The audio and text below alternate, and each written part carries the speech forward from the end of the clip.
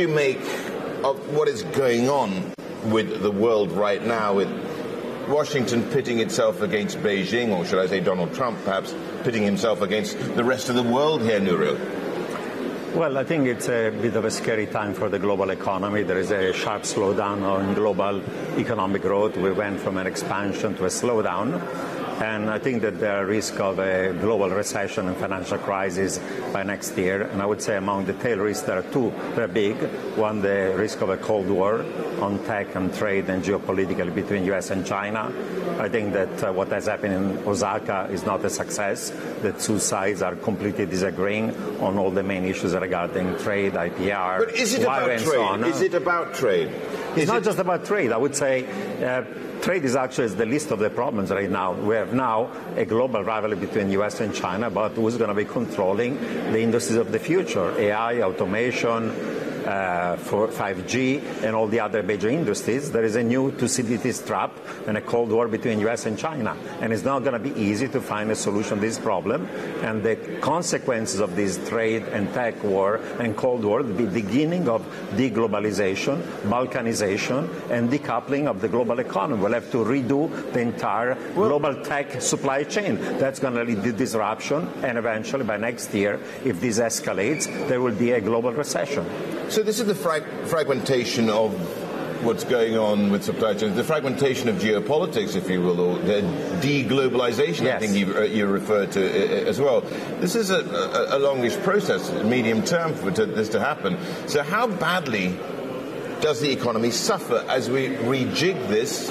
And who's to say that we don't have the old order restored at some point, or is the old order gone forever?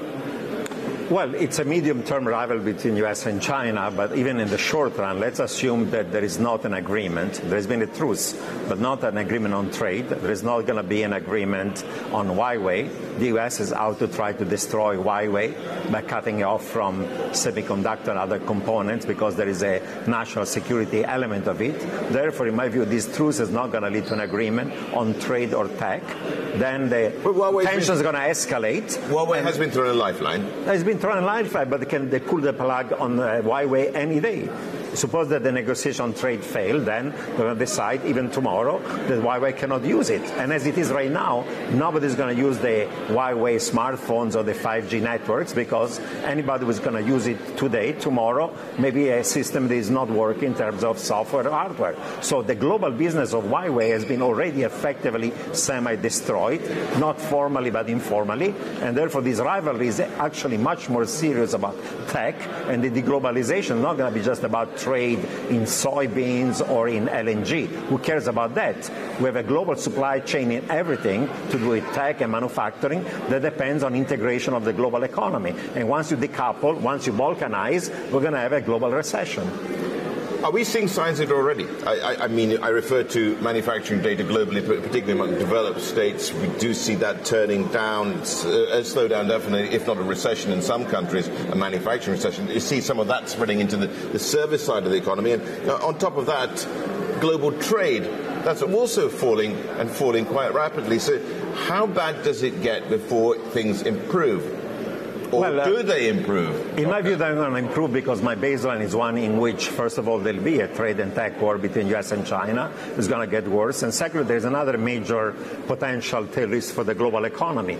If the tension between the U.S. and Iran escalate, oil prices might spike. And if they spike, you could have another stagflation, like it happened in 73 with the Yom Kippur War, or 79 with the Iranian Revolution, or 1990 with the Iraqi invasion of Kuwait. So you have two major conflicts, geopolitical, one between U.S. and China, and the other one between the U.S. and Iran, who can derail the global economy. As you pointed out, manufacturing is already in a recession globally. It's affecting services. The tech sector is a slowdown. And given the policy uncertainty about trade, about tech, there is an option value of waiting. So if you are any entrepreneur, any business, any corporation in Europe, in Asia, in the United States, in the Middle East, in China, what do? You stop doing investment. There has already been in the data a collapse of capex. And once capex is down, then industrial production is down, employment is down, and you have the beginning of a global recession that starts in tech, then in manufacturing, then in industry, and then goes to services. And we're seeing it in the data. When does it actually then permeate into actually becoming something which you can see? You can see it materially, but in terms of when do you actually call it a recession? How bad a recession? How deep a recession? I think you were saying it was going to be 2020. It seems to me that you perhaps think it's a bit further away than it is likely to be even. Well, in manufacturing, we are already effectively in a recession, both in the tech sector and broadly speaking today.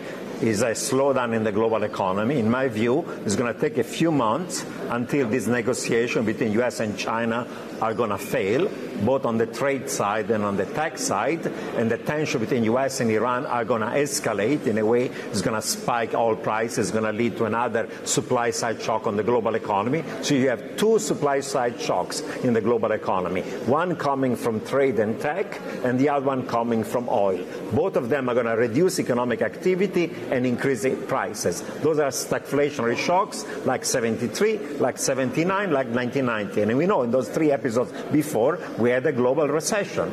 I expect that recession, if these shocks do materialize, is going to happen in 2020. Okay.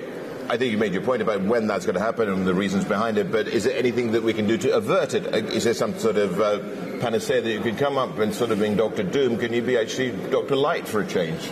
Well, central banks are going to ease. There'll be fiscal stimulus, but I think that we are limited in two dimensions. First of all, there is not much headroom. Even the Fed last time around could go from 525 down to 0. Right now, in that 2.5, they have only 250 basis points of headroom. And then what? They're going to go back to what?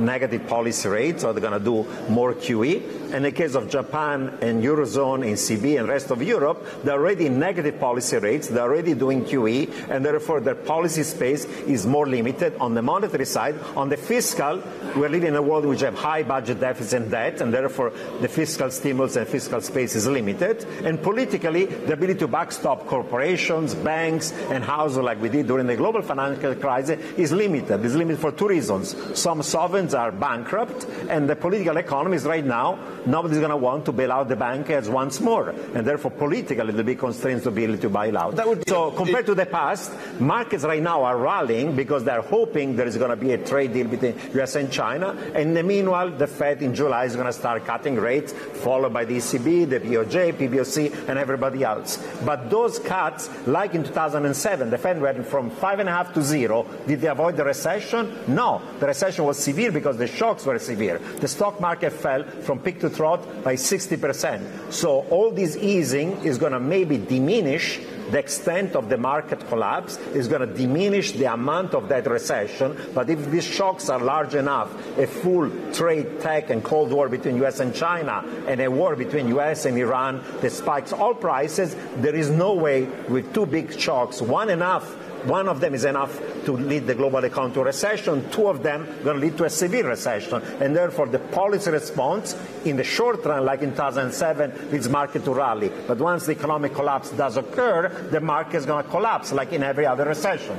I was asking you to be Dr. Light here. You become even more doomish.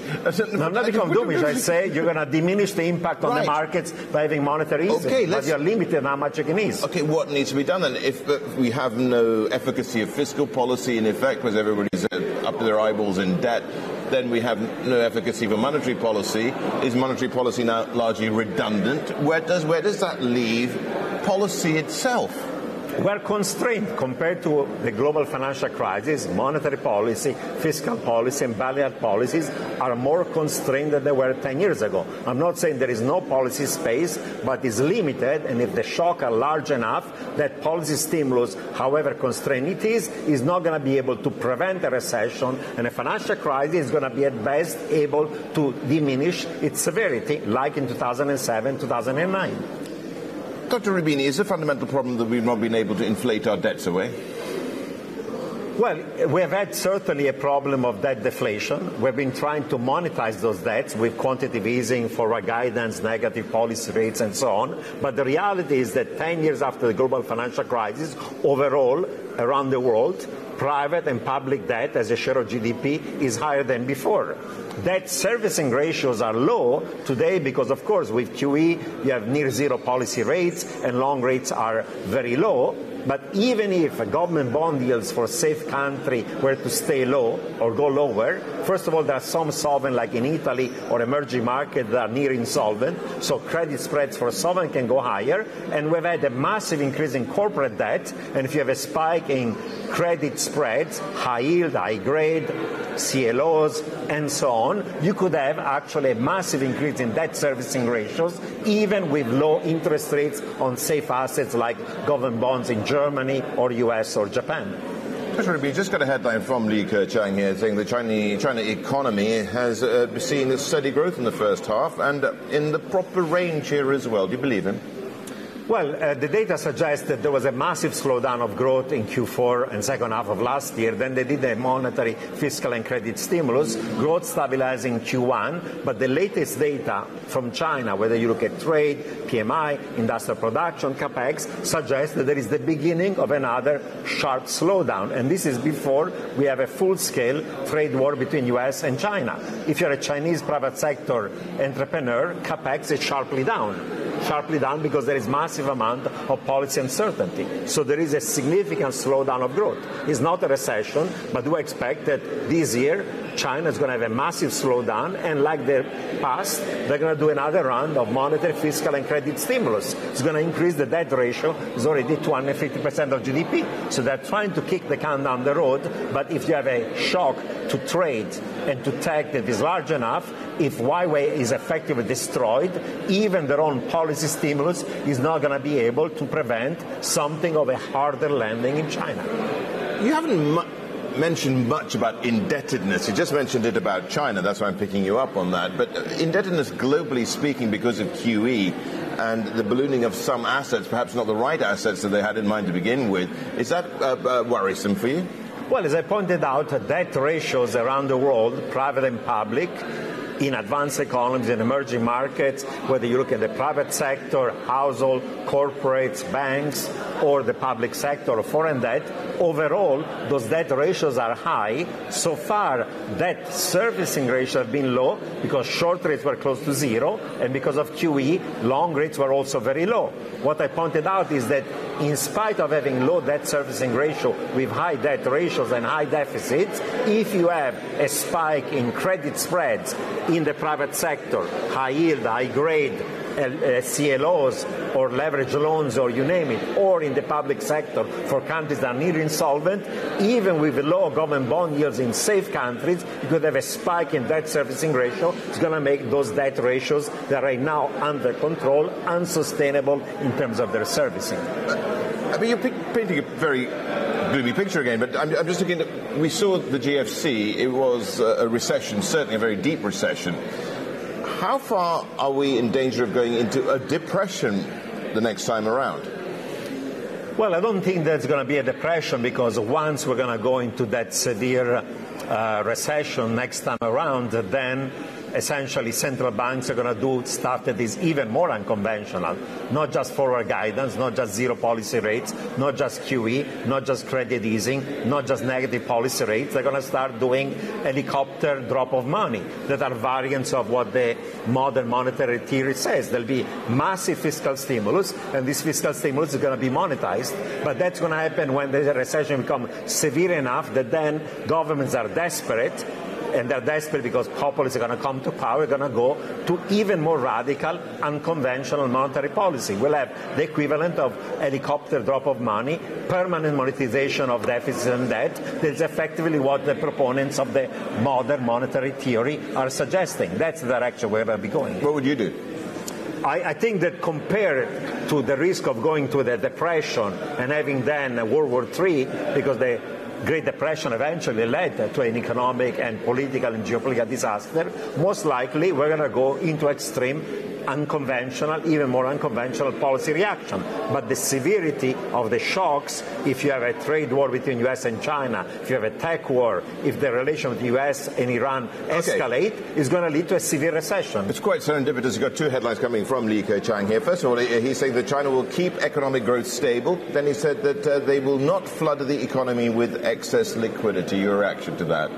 Well, every time in the past there has been a growth slowdown, they give up on their objective of deleveraging, of reducing overcapacity, and they do new rounds of credit fuel fixed investment, monetary easing, fiscal easing, credit easing, and letting the currency weaken to backstop the economy, because their official goal is to maintain growth rate officially at 6%, and therefore when the shock occurs, they give up on financial stability and they go for growth. They've been doing it in 2008, in 2009, 2012, 2015, 2016, 2018. They're going to do it in 2019 and 2020. They've been doing it. Talk is cheap.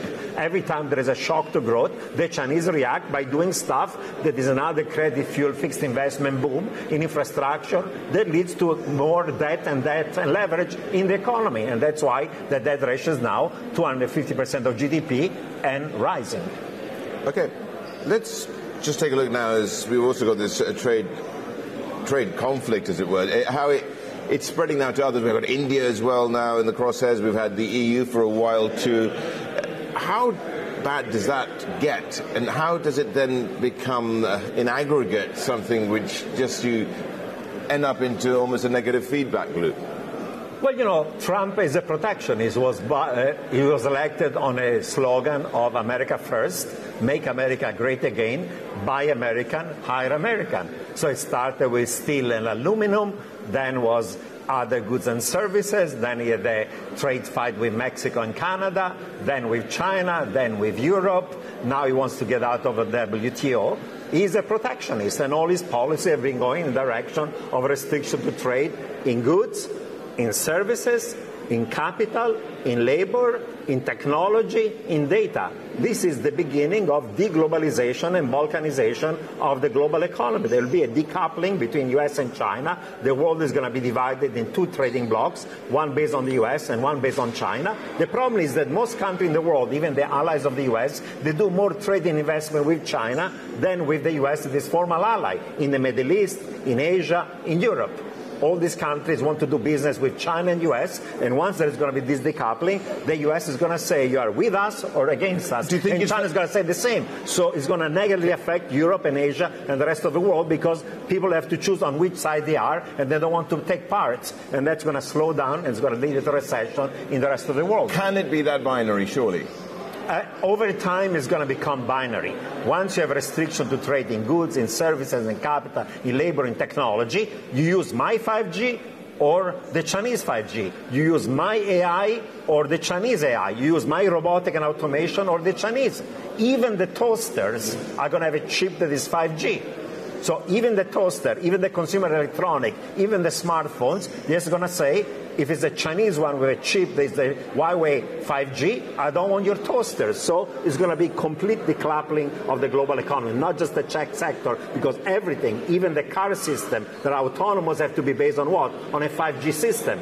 Can you allow the Chinese to be controlling your 5G system for your autonomous car in the US? Of course not. They could boycott it and switch it off any point, and vice versa for the Chinese. So it's going to affect every good and every service once we're going to have this decoupling. It's going to occur, of course, over time, not overnight, but it's a complete radical change, regime change. We've lived for the last 30 years with greater globalization, but after World War I, we also had a period in which from globalization we went to deglobalization and balkanization and decoupling of the global economy. This time around is going to be worse.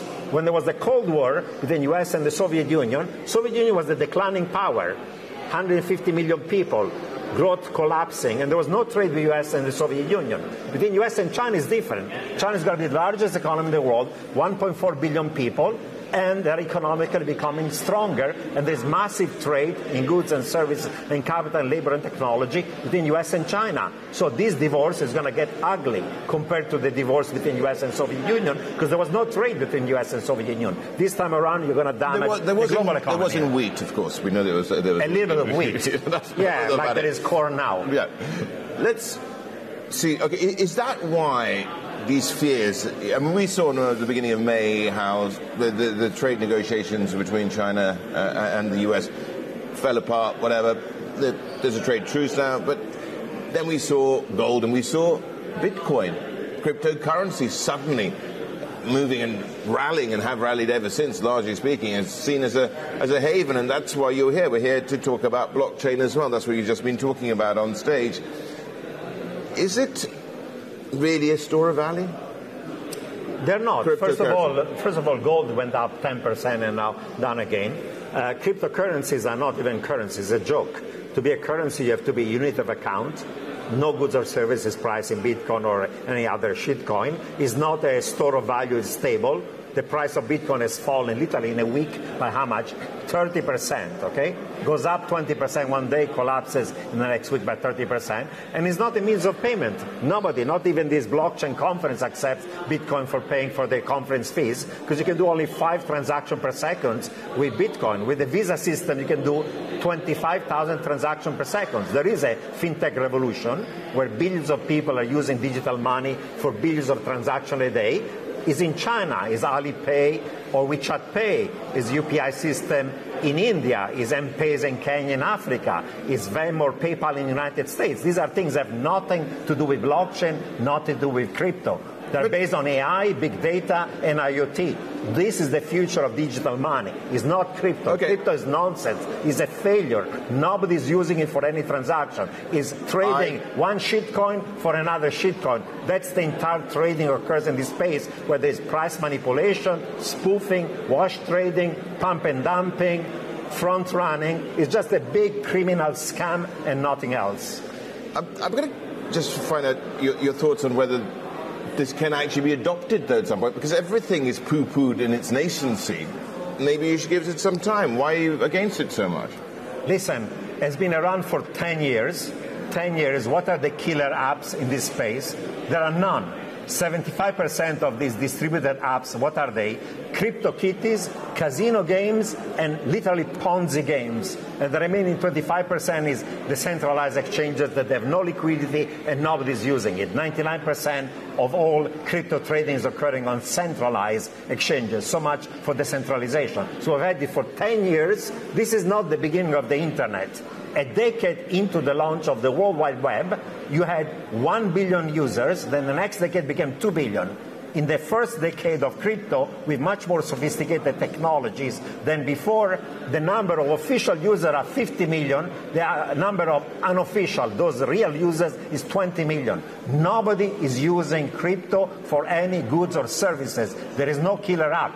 There's not the equivalent of a World Wide Web, of websites, of email, of all the applications that occur in the internet. Comparing to the internet is a joke. It's just peddling and talking your book. It's total, utter nonsense. Okay, you are going to be on stage tomorrow morning with Arthur, and he was talking to us earlier. I asked him a few questions. Some of the questions you'll be able to hear some of the questions I asked him, and we can just hear what he makes of your comments that you've been making about cryptocurrencies.